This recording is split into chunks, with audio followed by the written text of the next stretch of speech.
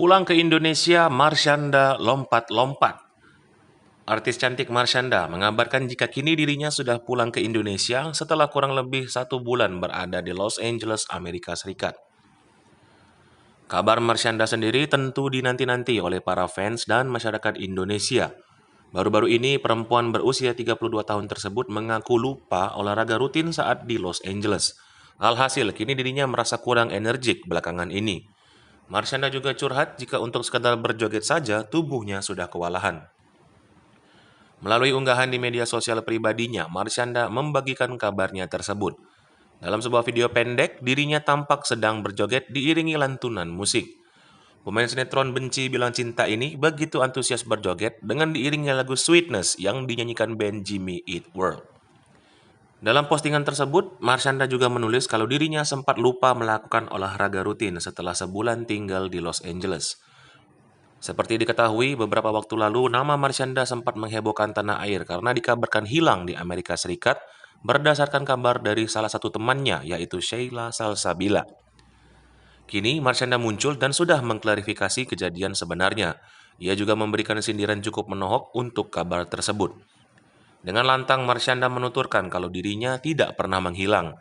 Bahkan tulisannya itu seolah-olah menunjukkan jika ia tahu drama yang terjadi selama ini yang ikut menyeret namanya. Tak berselang lama, lewat Instastory, Marshanda pun menjelaskan kalau semua berita yang ada selama ini terkait kehilangannya di Amerika Serikat hanyalah fiktif belaka.